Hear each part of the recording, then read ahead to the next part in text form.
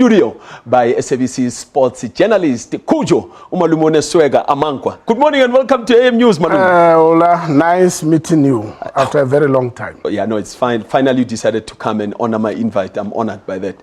Let's talk Bafana Bafana against Nigeria. Big clash away from home. Do they have it in them? With a new coach on board who hasn't been with the boys for that long, playing such a crucial game. A grudge match. Two established powerhouses on the African continent locking horns in Oyo. It's going to be very interesting. Nigeria were the champions in 2013 and South Africa and Congo Brazzaville conspired to damn them. Nigeria did not go to Equatorial Guinea 2015 to play as defending champions. And if you recall, in 1996, Nigeria were the champions. In 1994, and due to political misunderstanding, they didn't come. So twice, whilst South Africa have been very well, winning in 1996, Nigeria did not come. And again, in 2017, Nigeria did not qualify. South Africa did not qualify. Therefore, for me, it's a grudge match. Nigeria have spent 3 weeks preparing for this game, whereas South Africa have spent under a week preparing for this game. And Stuart Buster is right. It's going to take some strong mental acumen to come up with the results. It's going to be very interesting. But Cudjoe, we can't shy away from the fact that in the recent days, Nigeria hasn't really played the football that we know Nigeria to be in a position of dishing out. Could there be a reason why?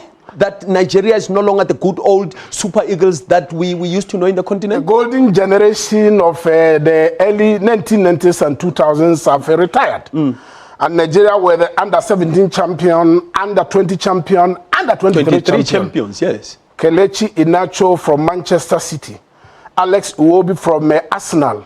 Of course, Victor Moses is there, but he's injured. He's not going to be part of this game. And I'll tell you, if you tell me that Nigeria is not a good team, then you haven't watched Nigeria of late. In the World Cup qualifiers, as we speak now, Nigeria are sitting in the group of death with 6 points from 2 games. In a group that involves Cameroon, that involves Algeria, that involves Nigeria and Zambia. Nigeria have won their first 2 games and they are sitting pretty top of the group. And if they win their next 2 games in August, they are as good as having qualified for Russia 2018.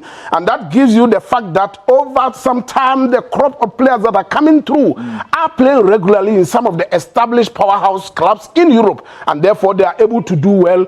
And it's going to take a lot of doing for South Africa to be able to sort of get a result against Nigeria as we speak, competitively. From 1991 up to 2017, South Africa have failed to beat Nigeria in a competitive game. They beaten Nigeria once in 2004 in a Nelson Mandela Challenge, where Stuart Buster was the coach, and it was 2-1 at Ellis Park in a game that Nigeria brought Team C. And I'll tell you what, it's going to be very difficult. The problem is not about kicking the ball. For me, the problem is about psychology. The problem is as whether South Africa can be able to go beyond the ceilings and psychologically tell themselves that it can be done. In their recent meetings ahead of a qualifier where Cudjoe Amankwa scored 2 goals against one of the best goalkeepers on the continent, Vincent Nyama. And Cudjoe Amankwa is already in the starting lineup because I've seen the starting lineup. He's going to pose a threat to them. But I guess a Nigerian coach, Raw from Germany, have the tactical nuance to counter whatever Stuart Buster brings.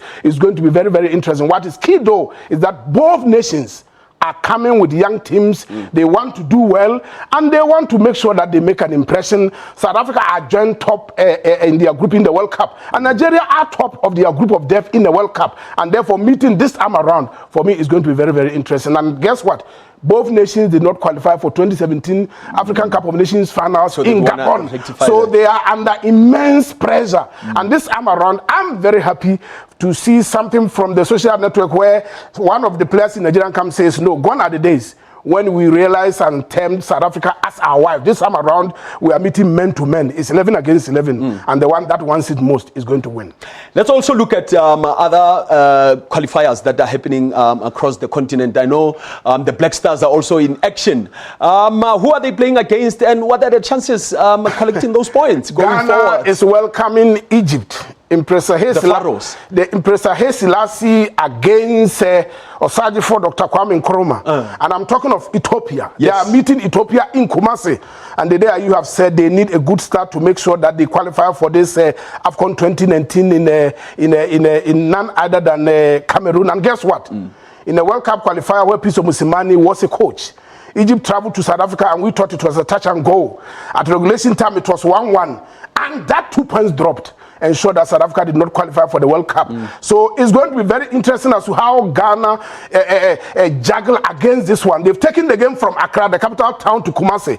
And every time Ghana takes their game to Kumasi, it tells one story, that they need to win more than anything else. They have their backs against the wall in the World Cup qualifiers with a point, and indications are they might not qualify, they will need a miracle. Therefore, they need to make sure that they start on a solid ground, picking 3 points and winning comprehensively so as to get the fans back. If you go to Egypt, Tunisia, the 2004 winners, are up against 7 times African champions Egypt, and that for me is the match of the weekend, because when two elephants fight, it's always the grass that suffers. And if you look at Egypt and Tunisia, it's going to be hullabaloo. I'm telling you, after regulation time, if you go to the ground, you are going to see that the grass have indeed suffered, because no acre of the grass is going to be spared. And a result for me is going to be very key for both of these teams, because Egypt also did not qualify for some of the AFCONs, and they need to come back on the continental stage. They are doing well in the World Cup qualifiers, but I guess they need to bring their ascendancy and claim their sport as the giants of African football. There's no doubt in my mind,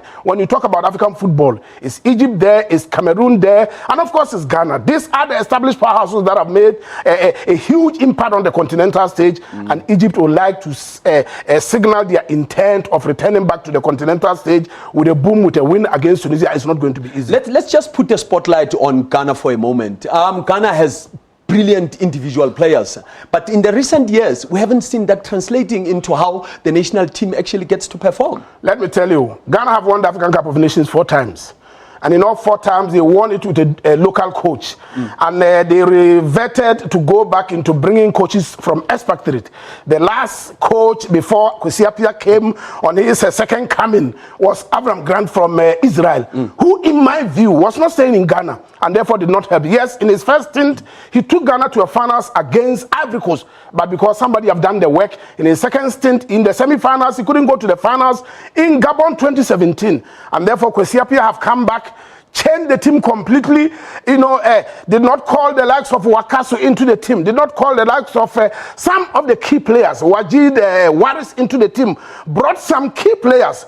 A key player that I want to talk about today is Kingsley Safo, a guy from Ghana who moved to Sweden in about 3 years ago. He has played in 10 games, scored 4 goals, created 3 assists, and therefore the Swedish authorities, immigration, have said they need to fast track to give him a citizenship so that he can play for Sweden. Already Ghana have called him. He didn't come. There is a big of a tug of war over the player, because he's a sensation in the league, where Abedi Pele's elder son also plays and won treble this season with his club. He won the league, a cup, and another trophy, and therefore they need that player. The player didn't come. We don't know what is going to pan out, because the Swedish immigration together have said they want to fast track, they want to amend the rules, they want to make sure that this guy is brought in to shore up the middle, and it's going to be very interesting. Ghana have not been doing well, I agree with you 100%, but they need to make sure that they beat Ethiopia to make sure they get France on their back. Malume Wamo Ololo, God bless you. Thanks a lot for coming. Hola. Of course, that's Cudjoe Amankwa, SABC soccer journalist, unpacking